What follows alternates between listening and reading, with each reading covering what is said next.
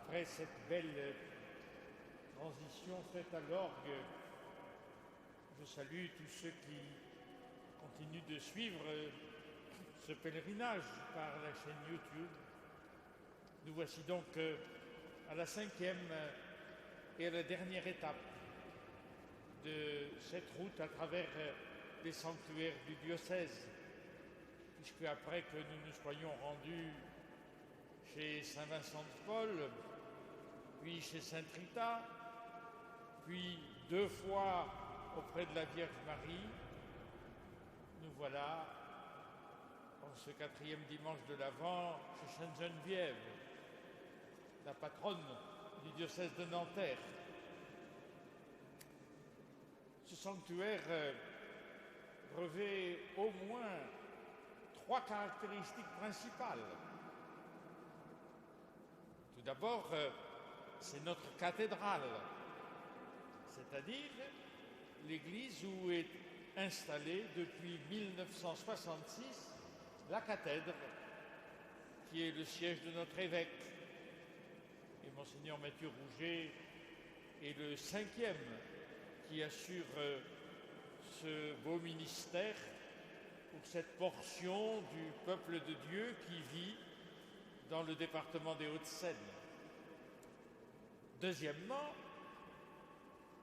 l'église dans laquelle vient d'être célébrée la messe occupe un espace où, sans discontinuer, depuis le IIIe siècle, se sont succédés des lieux de culte qui furent tout d'abord placés sous le patronage de Saint Maurice, ce soldat romain d'origine égyptienne qui fut martyrisé en 287.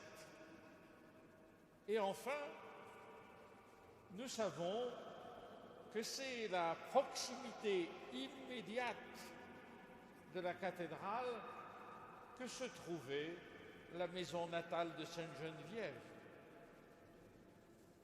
Et dans le jardin, nous voyons ce puits, toujours objet de piété populaire, y compris de la part de certains musulmans.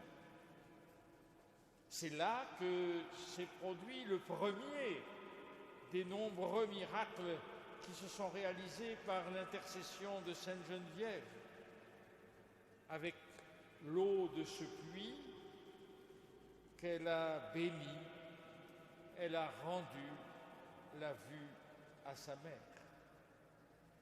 Donc, Geneviève, elle est née ici à Nanterre en 420, dans une famille de l'aristocratie gallo-romaine.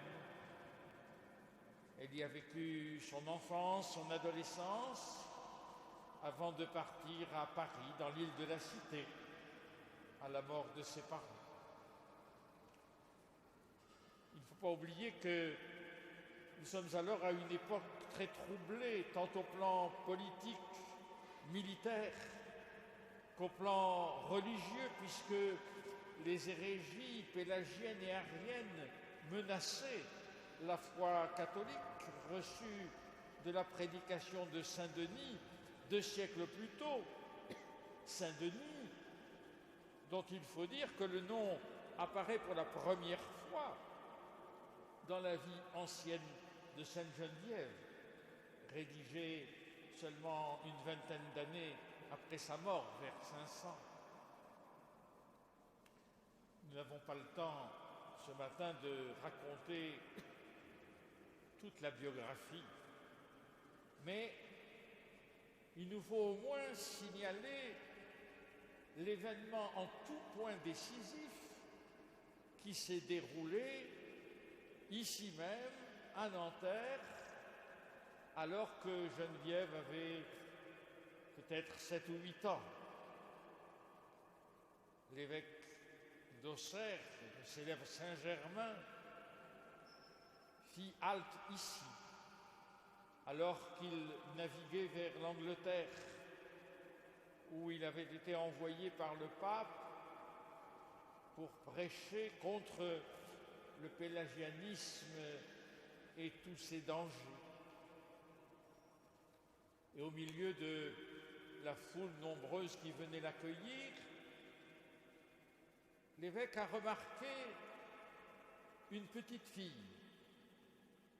Et grâce à plusieurs dialogues avec elle, il discerna son désir de consécration dans la virginité et même il la confirma dans son projet, lui remettant une petite croix que sa vie durant, elle portera autour de son cou. Le nombre de références qui sont faites tout au long du récit de la vie ancienne de Sainte Geneviève à la parole de Dieu est tout à fait frappant. Plusieurs dizaines en quelques pages. Il me semble que nous retrouvons bien à ce point l'attitude de la Vierge Marie dans l'évangile de ce 4e dimanche de l'Avent. Voici la servante du Seigneur, que tout m'advienne selon ta parole. Et nous savons que de son côté, Geneviève répondit à Saint Germain, ta servante écoute, Père Saint, fais-moi savoir ce que tu veux. Tant de fois,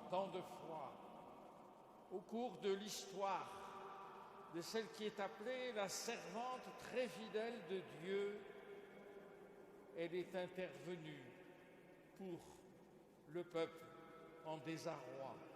Tant de fois que, sûrement, nous pouvons encore la prier, qu'elle intercède pour nous en ce temps que nous vivons. Nous pouvons la prier en particulier en reprenant le texte de la prière que notre évêque a prononcé tout à l'heure et que vous retrouverez sur le site du diocèse de Nantes. Bon dimanche aux uns et aux autres et belle marche vers la joie de Noël.